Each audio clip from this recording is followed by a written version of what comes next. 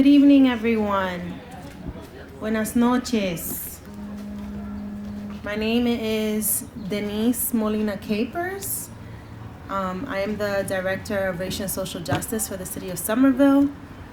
Buenas noches, mi nombre es Denise Molina Capers. Yo soy la directora del Departamento de Justicia para la ciudad de Somerville.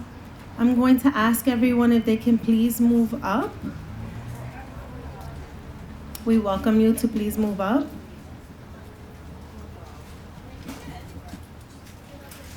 Por favor, si pueden alocarse más adelante.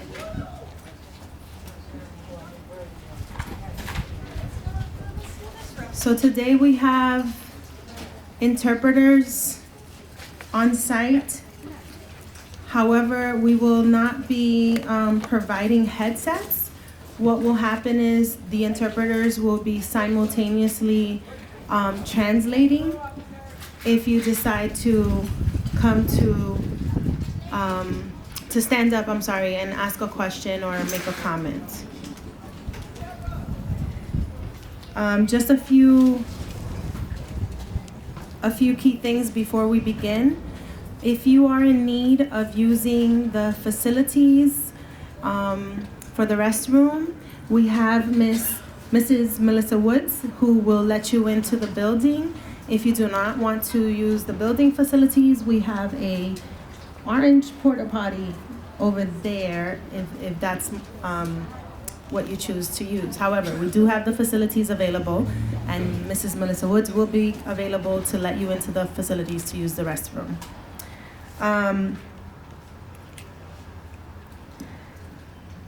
So for those of you who are, obviously we're all here, right? This meeting is being recorded, so I want to make sure everyone understands that. And we are going to ask everyone who is here from the City of Somerville city staff to please raise their hand and say hello. We have, again, the RSJ Department, Economic Development. We have people from the Mayor's Office, SOYA, the Somerville Police Department, City Cable, and Capital Projects. So we will be translating simultaneously today into 2 languages, those languages being Spanish and Portuguese.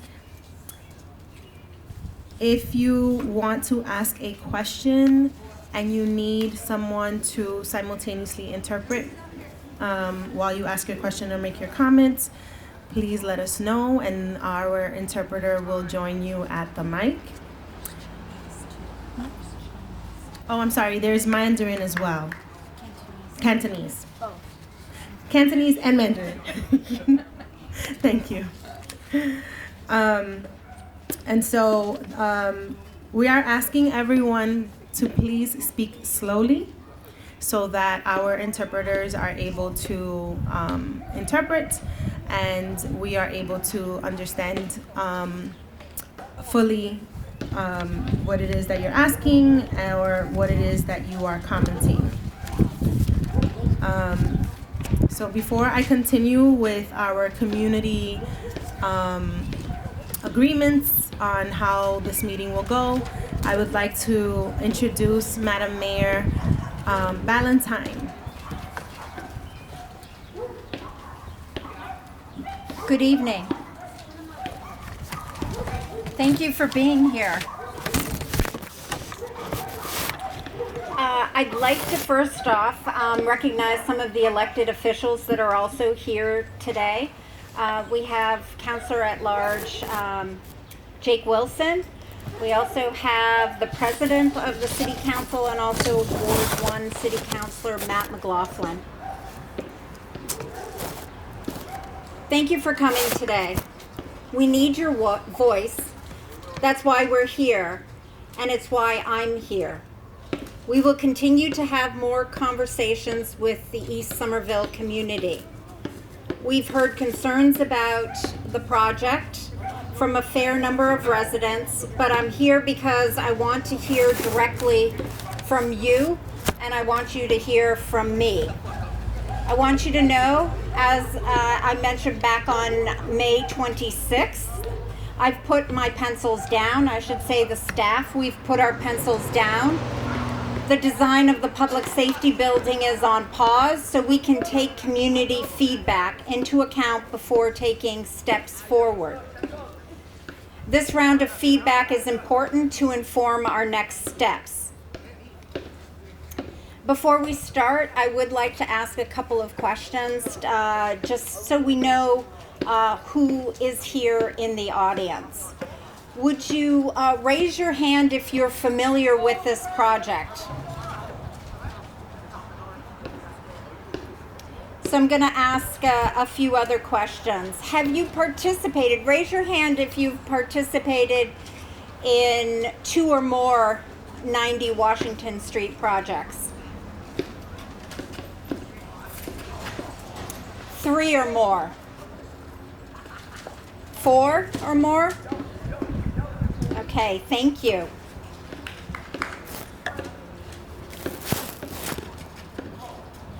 I've been advocating for Somerville residents for decades, and that won't change now just because I'm mayor. Rather, that's why I became mayor. I wanted to better serve you. So when I say I'm here to take your thoughts and concerns seriously, I mean it. But I also want to be clear, the community is full of lots of different people with different opinions. As mayor, I have to consider all those opinions. Then it's my duty to find a solution that best meets both the individual needs and the community needs. And on this project, I've heard a lot of conflicting opinions, and I'm aware of great community need. So to be sure we get to the best solution for all of us, I'd like to ask you to also think like a mayor as you participate in this discussion. Don't get me wrong, please speak up for your individual concerns, but please also commit to working with us to best address those concerns and still deliver needed resources to the full community. So before I hand this over to the staff, I want to share exactly what I'm considering and hoping as mayor. First, we need public safety building for a city, our city, no matter what public safety looks like in the future. We are working on a process to re-envision public safety, but whether a traditional police force or social workers or workforce training is part of how we deliver public safety, we will need a building for people who are doing that work. It can take a city many years to get a building planned, approved, located, designed, and built. That is why we have been designing this public safety building project to be flexible space. We are planning for it to be ready to accommodate public safety needs no matter the form they take. I hope you will keep working with us on this intention. Should I be stopping for translations? No? Okay. Second, we need a fire station for this area to protect lives, homes, and businesses. The city evaluated and landed on this location as the best site that can meet this vital need. I fully understand that siren noise is a concern, and I ask only that you give the staff a chance to explain the plans for reducing siren noise in the area. The same approach is working across the city at the fire stations in other neighborhoods, like Teal Square and Union Square. Third, 90 Washington Street has been vacant for years, and I want East Somerville to have better services and amenities. The court gave us permission to take the lot for public safety building, but they said we are allowed also to include other uses as long as we build the public safety building too. Options include a park, storefronts for shops and services, affordable housing, or more. I want to work with you and the neighborhood to figure out what that should be. Private developers must only meet zoning code. If the city doesn't develop this lot, you will have far less say in what happens. I want you to have the say. Fourth, as mayor, I have to be careful with our tax dollars. With the unanimous approval of the city council at the time, which included 6 current members of the city council, and including me, the city spent roughly $8 million on this property and has invested significant time and money since to start designing the public safety building. To protect that investment of public dollars that was made in good faith, my hope is that we can work with you to make sure that the designs and the plans work for you. I'm hoping you will commit to letting us work with you to ensure you have trees and green space, that we work to manage parking impacts, and be sure the noise reduction plans or building designs work for you. Fifth, I know the staff worked really hard on outreach and options to participate, but we are always trying to improve.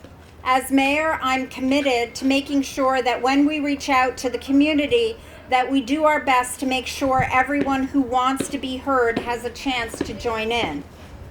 We are pausing now to listen again for that reason. With that, I'd like to turn it over to the City Council President, Matt Mclaughlin, for some remarks.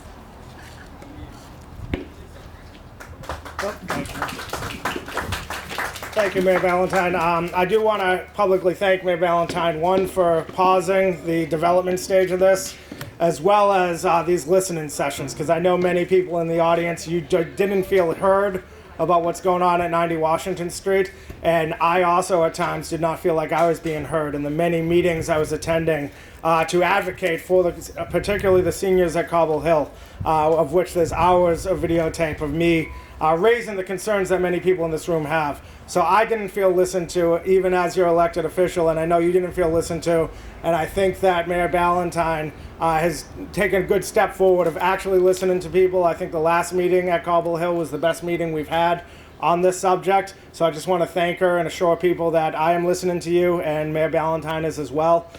This lot has never, ever been about just a public safety building to me. This has been about addressing a property that's been blighted for as long as I've been an elected official. I got elected in 2014, the same year that this property was abandoned and all the businesses were forced out. And for years, I heard from Cobble Hill residents that we need a place to eat and to get food and milk and just a place to relax and enjoy ourselves. And I've been advocating for that for years. The city came up with a plan to build a public safety building there.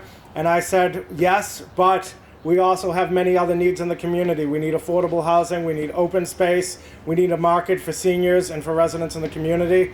So I view this as an opportunity that we have to work through. There are many issues that are legitimate concerns, and I want to hear them. So I'm going to stop talking and listen to people. And I will be at Cobble Hill on January 11th and can open my schedule out for weekly, monthly, quarterly, however many meetings people would like to. July, what did I say? January? No, July 11th, a lot earlier. Cool weather, yeah, right? I was hoping I breathe hot, but July 11th, 5 o'clock, I'll be at Cobble Hill meeting with residents, and I'd love to continue meeting, and I'm going to turn it over and listen to all of you. Thank you.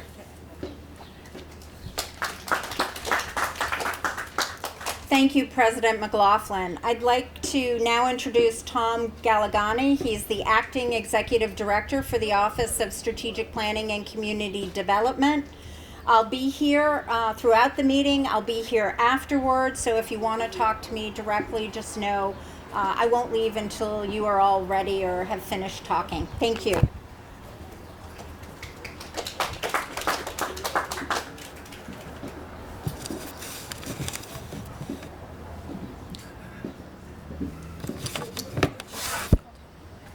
Oh, great.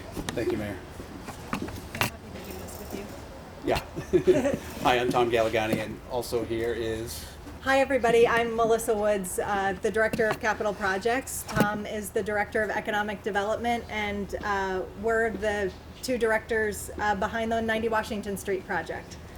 There's two sides of us. I'm my team, and you see many of my team here. Ted Fields over here, who you probably met him if you've been to any of these other meetings as well. Jen Mancia, to my right. Adriana Fernandez. These are folks that you've probably met. We've been doing a lot of work with some outreach with a real focus on trying to figure out what else is going to go on this site. The mayor described this is a project in two parts. There's the public safety building, and then there's everything else, where we'll have private developers building perhaps housing, perhaps commercial buildings, retail, restaurants. We want to know and listen to you and hear from you what you'd like to see. And then Melissa is, of course, working on the public safety side of the project. Right. So I was really happy to see so many hands raised when to know that there's already been participation amongst this group in the 90 Washington Street project. The handout in front of you, and please let me know there's more on the table here. We can get you one if you're in the crowd. Really probably recaps things that you already know. The public safety building project really commenced in 2018 when the city acted to take the property and become owners. It quieted down at the beginning of the pandemic because our resources were shifted and our focus were shifted on other more pressing matters. But in early 2021, this is where the time warp comes in and I start mixing my years together. But is that 2020 or 2021? It's all a blur. Yes. We commenced the public safety building project by selecting an architect, project manager, and gathering a building committee that meets every month, the first Wednesday of the month at 4:30. Those meetings, as of right now, are still virtual. It was last fall that the council asked us to work more closely with economic development because they acted, as Councilor Mclaughlin said, for this site, 90 Washington Street, to be the public safety building and other development. So since the fall, Tom and I have been working with our departments more closely on this project. You may have seen us in December, you may have seen us in February. I see many of friendly and familiar faces from our May meeting with Cobble Hill residents, but we're here to listen to you today. So I don't want to belabor any points because we have a really knowledgeable group in the room. Tom, do you want to add anything? No, this is great. We're here to listen to you, so I've done enough talking, but I'm happy to answer any questions. Thank you so much. Denise Molina-Capers will be facilitating questions this evening, and our mic runner is, I see, getting the wireless microphone right now. So Adriana Fernandez is going to be bringing the microphone around to the group. We'll sort of answer questions as necessary. Please raise your hand if you would like to speak. Thank you. Thank you, Melissa and Tom. So I'm just going to share some of our community agreements for tonight so that everyone has an opportunity to be heard, and that we are ensuring that we are being respectful of each other and our thoughts. So first, please, let's be respectful of your fellow community members as well as the city staff who is here. We will be doing 4 questions from the community members, and then we will give city staff the opportunity to respond to questions or comments or clarifications that would be needed based on what has been shared by community members. So let's be respectful of everyone's time. We want to hear from everyone, and so there will be a time limit of 2 minutes for questions or comments. And I will be giving everyone a 30-second warning that you have 30 seconds left. If there is time after everyone has spoken and you feel the need to speak again, we will give an opportunity to those who have not had an opportunity to ask questions or comment first, and then we will go back around to those who wanted to speak a second time. So please do not feel like we are ignoring you. Just understand that we're trying to make sure that everyone has an opportunity to talk and everyone's thoughts are valued here, everyone's time is valued here, and we want to make sure that we are holding ourselves accountable to that. Please remember to speak slowly. We do have interpreters here. We do want to make sure that they have the opportunity to interpret as accurately as possible rather than paraphrasing because it's going too fast. So please be mindful that we need you to speak slowly. If you are going too fast, I am going to be very happy to put up this sign. And again, it's so that I don't interrupt you and say, wait, slow down. We can't do it that fast.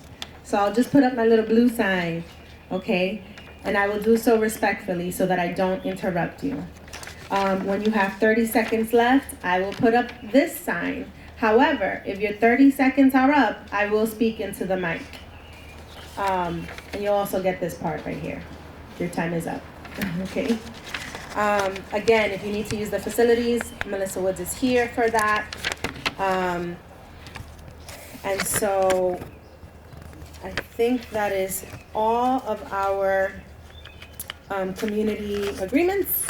And so I want to be able to give our first community member the opportunity to either ask a question or make a comment.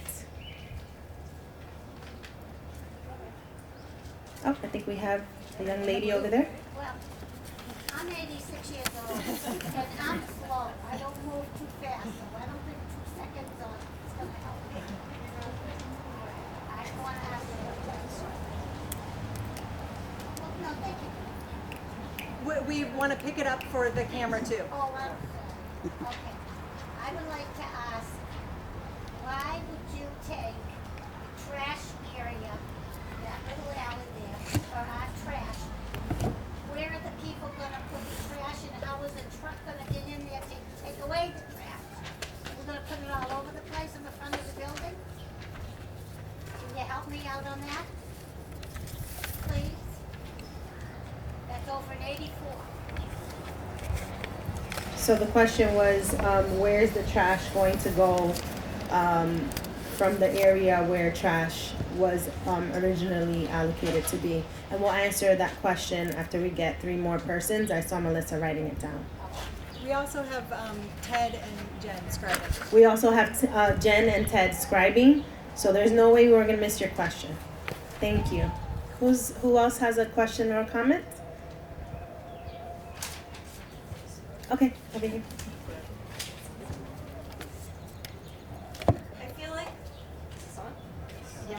I feel like the residents of Cobble Hill in East Somerville got overlooked by the previous administration when they ranked our area 4 out of 5 for not being in a residential area. So that's my first question. How did that ranking get placed? And there's a lot more condos on Washington Street now, so I feel that ranking's wrong. I understand that most of Somerville is not owner-occupied, but that is not true with our neighborhood. I feel like placing the new public safety building right next to a new T station is a mistake. Low to moderate income housing, people that cannot afford a car, should live next to the T. Restaurants and amenities that can be used year-round should be the focus, not creating another boring square building that only gets used Monday through Friday, housing more lab space, which is already about to surround us on all sides. And congesting our area with even more commuters. Let's make a cool new square that residents in the surrounding community can enjoy with easy access from the T. Let's keep it artsy and help keep the thing and hip and keep it the things that make Somerville unique. Do the right thing. So let's support Jake's agenda about finding a better spot for the public safety building. My other question is, by law, do you guys have to build a public safety building there, or can it be other uses for the community? Also, you know, if you guys care about the trees so much, the only option you gave us to keep mature trees is option number 5. Planting new trees is totally different than chopping down 40-year-old trees where animals live. And finally, I feel like these percentages are wrong on this flyer because I know that all of the residents of Cobble Hill got counted as one vote, which is a total disservice to them. So that's all I have to say. Thank you. Keep the green, keep our community, keep the area that's already chaotic less chaotic for our elderly residents. Thank you. Do we have the next community member? Oh. Now you know what your timer sounds like. Sorry, I don't know. Okay, there we go.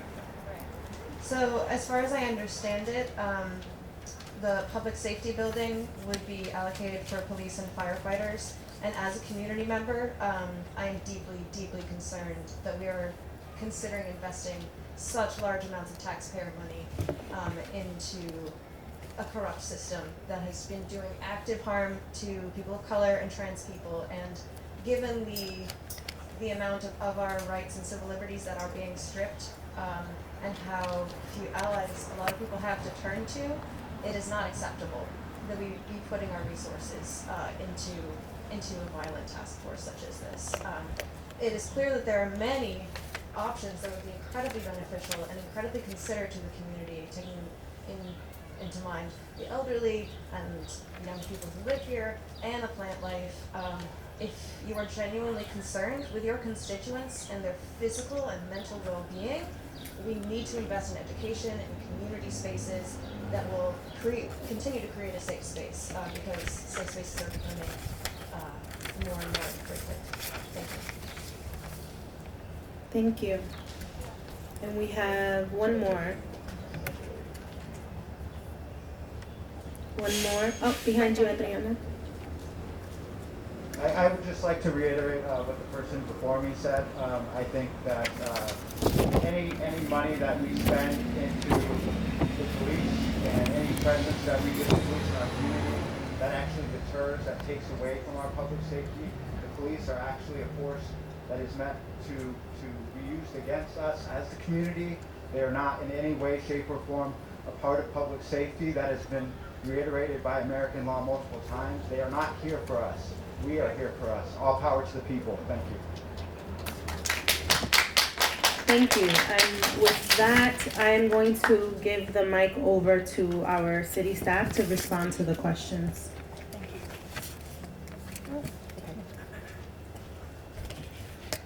Hi, everybody. Melissa Woods again. I thought I'd give a stab at answering some of your questions, and Tom, if you could fill in the blanks and round the corners where I miss. The first was about trash and access of Building 84. We have reached out to Corcoran Jennison Management the first time last September with no response to engage with them about our project and how their subdivision impacts the property that they still hold. I also reached out to them after the Cobble Hill coffee hours to extend an olive branch again and to relay the message from Cobble Hill residents about rodents and security on site, to engage in that conversation with them. I'm very aware what the subdivision does to how Building 84 operates, and I'm willing to, and the city is willing to engage them on how Building 84 operates in the future. It takes two people to have a conversation. So that's where things stand at this moment, and I'm sorry I don't have more of an update for you than that. There were questions about the site selection study, and although many of the people in this room really weren't on staff or weren't on staff in the department working on the site selection study at the time, I do owe this gentleman an answer because this question was asked before. I believe the reason that analysis reflected the residential ranking is because if you look at the previous zoning map, the 90 Washington Street site did not abut our RA or our RB residential districts. The zoning map was and the zoning was completely overhauled in 2019. Thank you. Once again, time is liquid to me right now. And so I believe that is why it was ranked in the way it was.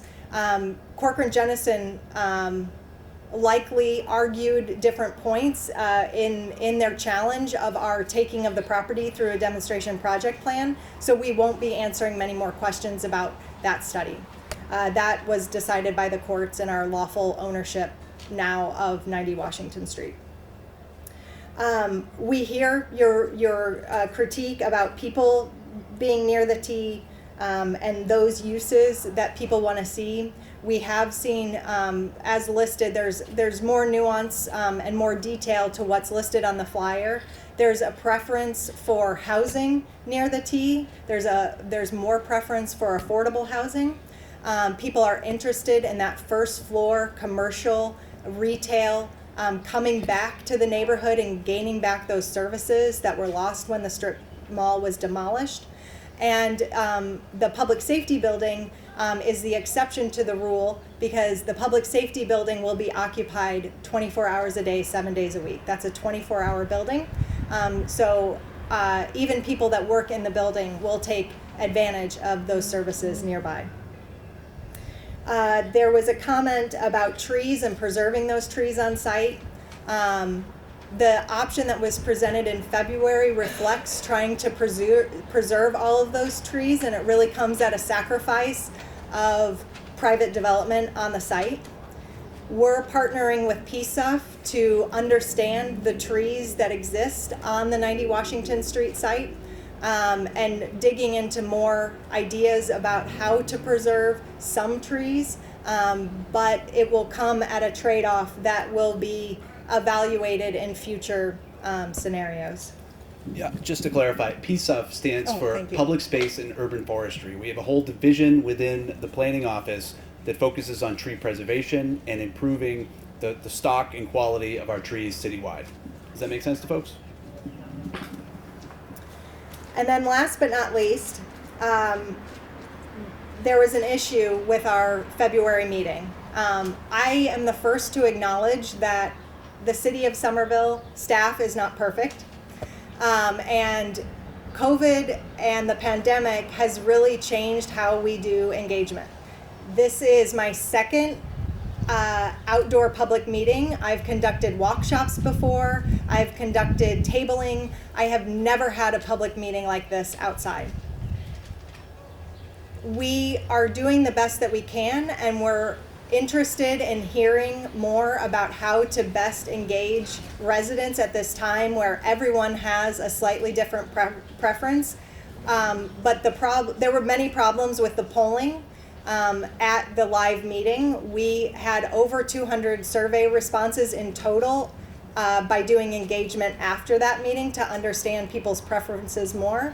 But not only were people that joined together at that meeting only counted as one, but the polls also weren't in other languages. So that's just another fault. I'm being transparent. We're improving day by day and understanding what our blind spots are when we do virtual meetings. So my apologies, and we'll continue to improve on that. I don't think I'm at a place to speak about public safety operations and the future of public safety, but I do want to acknowledge the comments in the room. Tom, should I add anything to that? No, I thought you were very comprehensive. I think we're good. Well, sorry, I think you overlooked one question about, with you guys taking the land, does it have to be a public safety meeting, or can it be That's other perfect for you. uses for the community? It's our hope that we can do both. As the mayor explained from the top, we want to do a public safety building and we want to do other stuff. And in fact, that's what we decided to do back in 2019 when we did our demonstration project plan. But do you have to? Do we have to? We are committed to that direction. That's what. Go ahead, Mayor. Can I ask Yeah, please come to something the there? mic. So the SJC, the Supreme Judicial Court of Somerville, of the Commonwealth, the Supreme Judicial Court of Massachusetts decision was that it was public safety and other Other uses. No, well, it's for the public good. Yeah. Which is other uses. So that's what they said the decision was. So there was a there was a lawsuit, Corcoran Jennison lost it, and the Supreme Judicial Court said the decision they made was it needs to be public safety and for a public good. And public safety is defined as what was in the application for the demonstration project, which was police headquarters and engine 3. So basically a replacement for what exists now in Union Square.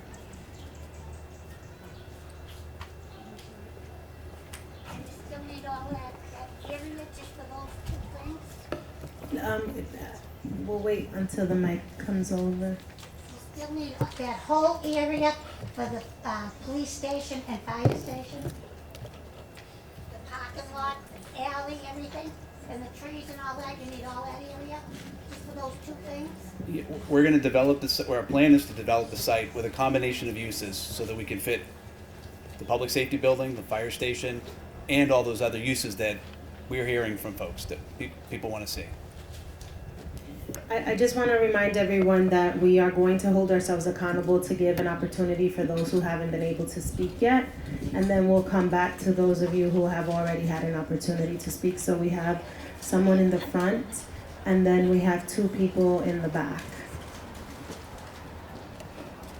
Yeah, I'm just wondering why you need to take our parking area. That's vital to us. We don't have a lot of parking. And we have many cars. Thank you. We're writing down the questions, and we'll respond after the 4th person has had an opportunity to talk. Hi, so I saw that just in March there was a study commissioned on Somerville police resources and what they're going to need and how it's being allocated. So I'm wondering how you guys have determined what is necessary for the police when the study has not been completed, and what evidence kind of you're using to allocate resources to them. Thank you. Thank you. And we have the gentleman over here. Hi, my name is Peter. I've been a resident of East Somerville since 1951 when I came over as a young boy. I'm hoping 2 things might be considered. If any of you are familiar with the fire station in Boston across from the aquarium, there's a fire station that every time I go by it, I say to myself, I hope we do something like that in Somerville. And that is that the fire station is there, but I don't know how many floors above it are either office or apartments. Now, I'd expect that they're going to determine which is more valuable to a developer, whether it be apartments or offices. But this would be a good way to get a developer to pay for the safety buildings and not come out of our city taxes. In other words, let a developer build above it, and we do what we need and have to do below it. Something to consider, I hope will be considered. Thank you. Thank you, Peter. And we have one more. I just wanted to build off the comment about the study on the Somerville Police, and I'm wondering if you are going to insist on building an expensive facility for the police, what kind of defunding you're going to do in other areas, because public safety means public safety. It does not mean a police force. Thank you. All right, and with that, I'm going to give the floor to staff.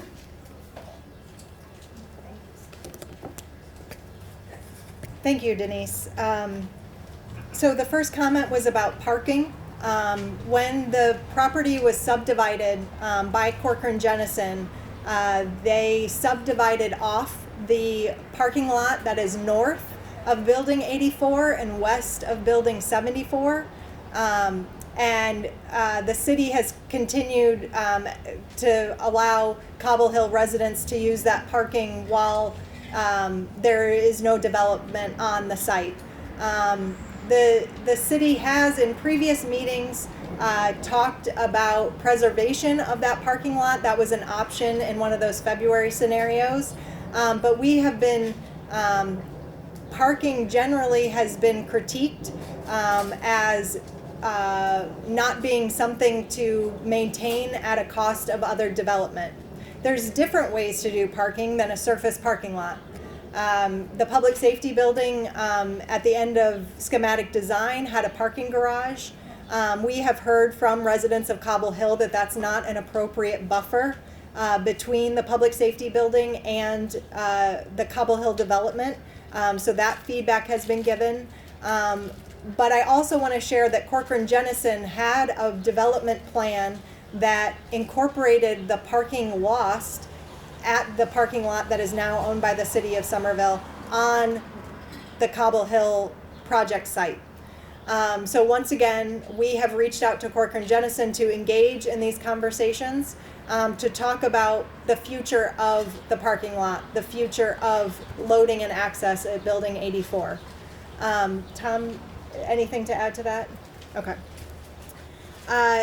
Next was a reference to the March study, and that is being managed through the RSJ office, Racial and Social Justice. And we're working closely with them to understand these studies as they are in draft form and then in conclusion. How many of you, by show of hands, worked in corporate office space? A couple, great. I did too, and now I work in municipal government, so it's pretty similar. And if you haven't caught up on the now 20-year-old movie Office Space, it's kind of fun for those that were in that environment. But a lot of the public safety building is pretty vanilla office space. Workstations, private offices, conference rooms. There are some specialty functions. For instance, evidence storage or the call dispatch center is not something that you'd see in corporate America, but a lot of the building is really flexible program that's going to fluctuate over the course of the next 100 years. We are looking at building a 100-year building, and a building that can flex with the needs of public safety over that time. Last but not least is a mixed-use fire station was requested. We have made a deep dive into what a public-private partnership means for this site. And I would, I think Peter is your name. The May building committee meeting from last year really makes a deep dive into this conversation about how the city could or could not pull off a public-private partnership on that site. And I'll leave it to Tom to maybe speak to some of the nuance of the city of Boston and the city of Somerville. Thanks. Yeah, Peter, thanks for your question. The fire station in Boston is very interesting, and everybody who drives by it really takes a look at it just like you do and say, geez, this seems like a really good use of land. Put the fire station on the bottom, build stuff on top of it. In fact, we're doing this exactly what you're talking about over at Assembly, where we'll be opening up a new branch fire station on the first floor of one of the parking garages that'll be built over there. So we definitely understand where you're coming from. This program, the public side of this program includes fire station. It also includes, as Melissa described, a fairly substantial office building, police station. So those uses together with a fire station, it gets a little bit more complicated to think about putting a fire station, a police station, and then the uses on top of that too. There are, again, Melissa might be able to describe a little bit more fully, but it ends up being, we've taken a look across the country and found examples across the country where people have combined a fire station, a police station, and other uses on top. We see a handful of examples where a fire station has been built and then things on top. We have found very few, in fact, we haven't found any useful examples of where you build a police station and then something on top of your police station. Part of that is a police station needs to be secure and have its own entrances and its own utilities and its own guts of the building. And if you put office building or housing above that, you're basically building a totally separate building on top of that building. So it ends up being a little pricier, about 15% pricier if I recall, if you're to stack any other uses with a police station. So that gives us some pause. And also when we look at the site, just like you recognize, we want to be as dense as possible. We want to put as many goodies as we can on that site. We want to put a fire station, a police station, and all sorts of other things. We've got a long list of things that people have described that they'd like to see on that site. Restaurants, coffee shops, laundromats, affordable housing, not affordable housing, and office space. All those things, we feel as though over the 4 acres of this site, we have enough opportunity and flexibility to be able to build in a flexible, dense way so that we really do justice to a site that's right next door to a train station.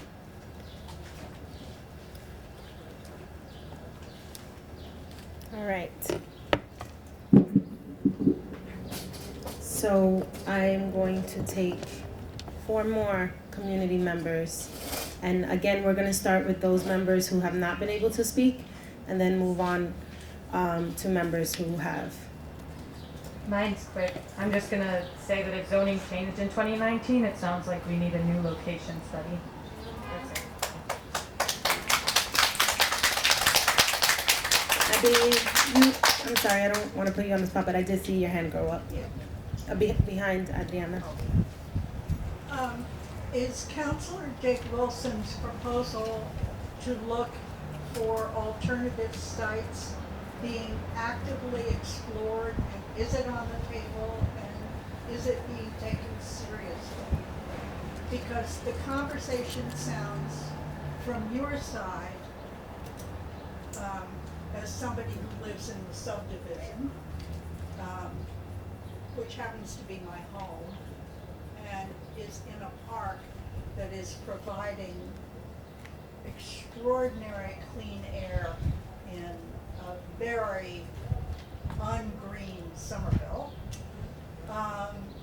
Where are the alternatives? How seriously are the alternatives actually being addressed to protect the very limited green space in East Somerville? Thank you. Do we have anyone else? We have someone in the back. Hi, my name's Kevin, he, him pronouns, Ward 3. So I guess one of the questions in regards to like public safety and that definition that the mayor provided of the project. I think a lot of folks here tonight are asking for one part of what was defined as public safety in the court case to not be at this site. No one's having an argument against Engine 3, so would that still meet the requirements of the court case for eminent domain? So that's my first question. I would also like to point out that there are parts of a police station that are very hard to retrofit or change, right? This is a place where people are kept. So I guess like it is up to the city now, yesterday, tomorrow about what policing looks like. And when there's $200,000 on the table from this last budget, and it doesn't go to an alternate response that the city council asked for, I think that says a lot. That says a lot about our priorities, that's right. Yeah, so I guess I just have that, like some parts of this building, if public safety changes in the nebulous future when policing is reimagined, some of it's going to be hard to change if you put a shovel in the ground right now. So I guess what's the plan on that? My final question is, what's the plan on these listening sessions? There will eventually have to be a decision made, so I'm just looking to see what that will be as well. Thank you. Thank you. We have time for one more. Over here.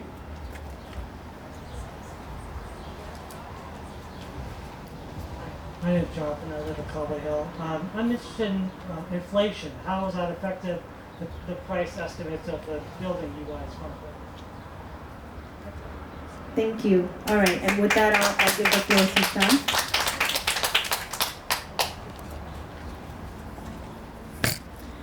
Alrighty, Tom, did you want to address the questions about the study and the location study for the public safety building first? The question was that, are we doing another location study? Or? Mhm. No, we've done a location study. We've acquired a site. City Council has acquired the site. The city has acquired the site for a public safety building and other uses. So we have our site. We have a site. And there was a gentleman in the back that asked the question about just Engine 3. And we are currently in litigation with Corcoran Jennison. I know the mayor spoke to the ruling about the use of the demonstration project plan to take the site. We are also still in litigation over how much we paid the property owner for the site, the former property owner of the site. This is called the pro tanto phase. This is just things I learned from our staff attorneys. But since we are still in that litigation, we will not be talking about your response to if Engine 3 is just enough on this site. Because the property owner is still an abutter to the site, they're very tuned into this project and are paying attention. And then the other question was about inflation, and you can add on top of inflation project costs and construction costs on top of inflation. I know there has been, at the end of schematic design, we had a cost estimate, and when you add in the contingencies that the city plans for, our project cost was at $102 million. And I know that number has been repeated far and wide. We don't intend to spend $102 million on that project. We knew it was too expensive. And we started the process of value management and better understanding the programs for the building to bring that cost into expectations of maximizing our community investment. You probably just heard me hedge when I said $102 million on that project, because right now construction and inflation are really throwing any project for a tailspin. So what we want to do is get the project right and spend the money wisely on the project that we and the community want to see happen at 90 Washington Street. There was another question in that stretch that I didn't get written down, so if I haven't answered, please shout it out, or Tom, help me out here.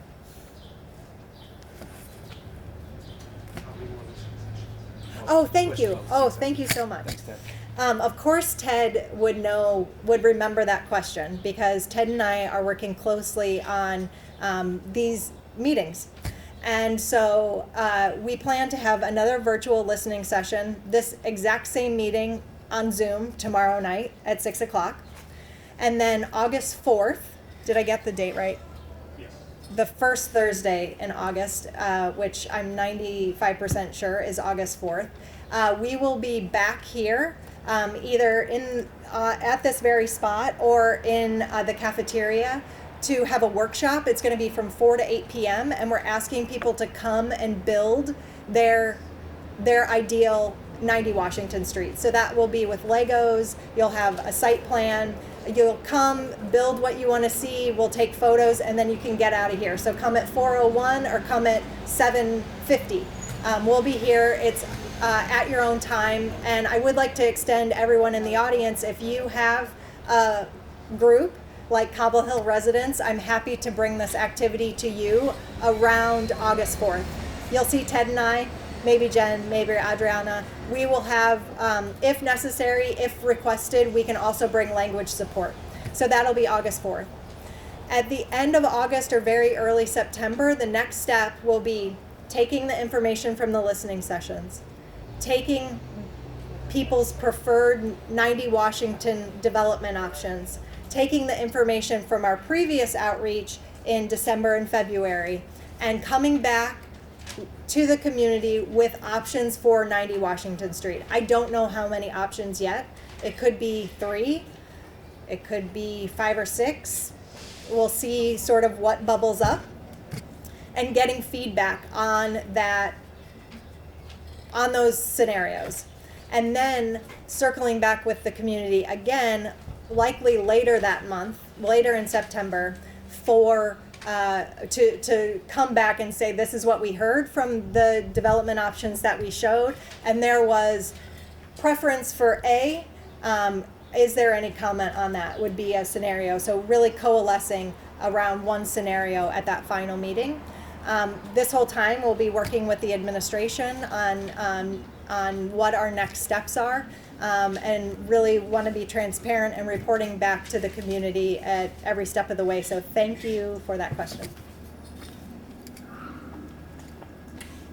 All right, we are at the time frame where we are going to take the last few questions, and so I will take 4 questions or comments from those who have not commented yet, and then I will go back around. I have good visual memory, so I will remember to come back around to you, promise. So we have one person here.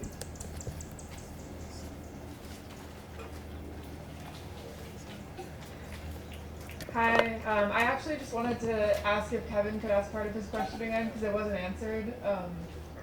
The part having to do with the 200K and... Oh, that wasn't a question. Okay, well I still wanted to know their response to that, but... Okay, never mind. That's...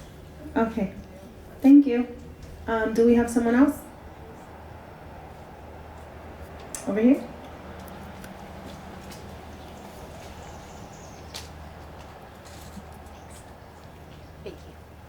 Hi, my name is Meg. I use she, her pronouns. I live in Ward 7. You know, there's many of us here and have continued to be at a lot of different sessions speaking up about how we don't feel comfortable with this amount of money being spent on a police station. I know the mayor just spoke to this, but we've heard a lot of kind of cagey responses about this having to be a police building. And truthfully, I know there are 2 other parcels here, but this is, regardless of whether it's 102 million or 75 million or 50 million, you know, Medford built a new police building for under 25 million. Why is there this much money being spent when our neighbors and community members need mental health services, need, you know, COVID, spending for COVID, affordable housing, things like that? It's not just about the 2 other parcels, it's also about this parcel as well. Thank you. Do we have someone else? And I'm sorry, if we can wait to see if someone else before we go back to repeats. All right, and since that's the case, we have one over here and then behind her, and then we'll come back to you, and then we can end it. Yes, I want to ask about how close to 84 the building's going to be. You're talking about a lot of building there. How close to the building, and what about their view out their window? How high is it going to be? So how close in the view out the window, how high? High. Is it going to take it away? It's going to be like a brick wall there? Thank you. I know. We've taken note of it, and they're going to respond after we allow the last 2 comments. All right. Thank you. And behind. Thanks. I just wanted to echo what you were, and you were also saying that all the concerns that have been brought up during this meeting about violence on behalf of the police force and how investing so much money in the police is actively detrimental to our community, those issues have not been addressed, and you have not addressed them. And I'm wondering if you have built in to the zoning code that we have to have a police station for public safety, that we as people don't have a choice in that. And then you also aren't addressing or taking active role, as far as I can see, to invest in de-escalation tactics and social workers. What is the city of Somerville doing to actually ensure the safety of its residents, and why is it spending so much money on the police force? I find it deeply concerning. Thank you.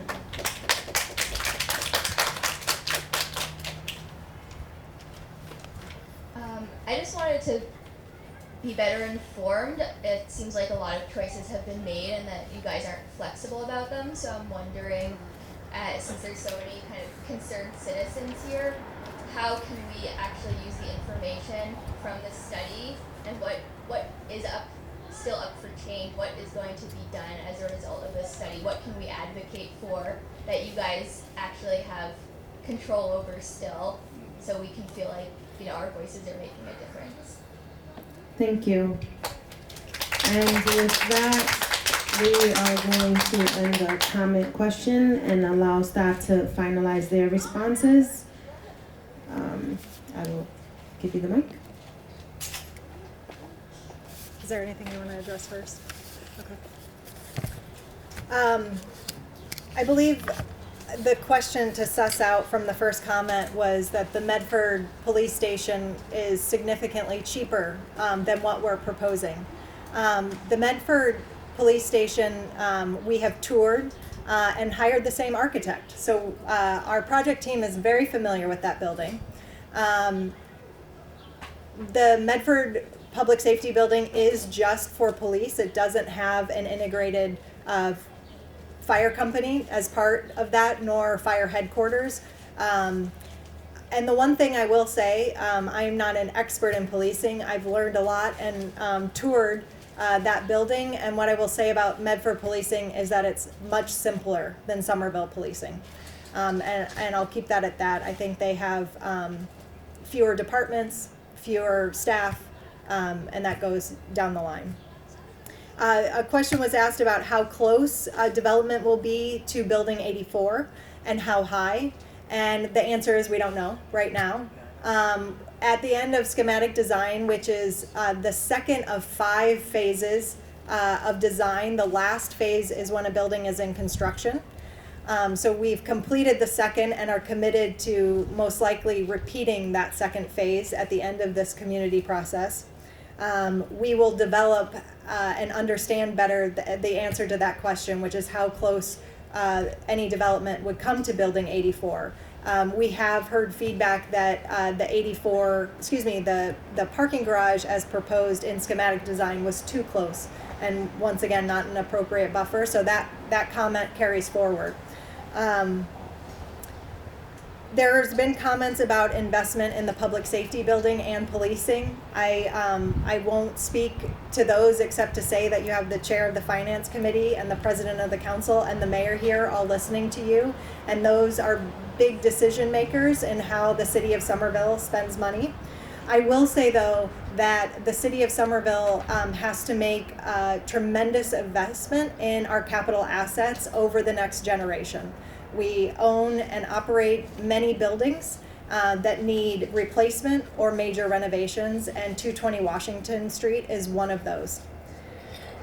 Lastly, there was a question about what can we advocate for, and I think what you've heard tonight is that this is the site of the public safety building, but outside of that, there haven't really been many decisions that have been made. There's been a lot of feedback given. Our pencils are down and we are collecting feedback. So your input about the public safety building and future development on this site is where you should be advocating, and we are open-minded and have our listening ears on for what people would like to see and where they'd like to see it on this site. Thank you. Denise, I'll close with reminding everybody about August 4th. You'll see updates on our Summer Voice page, but we'll be right back here or in the building if inclement weather or COVID numbers get in the way of us gathering in person indoors. Thank you, Melissa. So I would like to thank everyone for being here tonight. Again, your thoughts, your comments, your questions are valuable and are all being taken into consideration, and we've taken notes.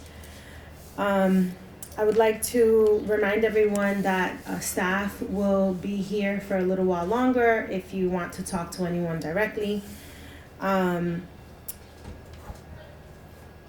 And I believe there was no equipment passed out. So we are all set with that. So thank you everyone for coming. And again, we will be here a little bit longer if you want to talk to anyone directly.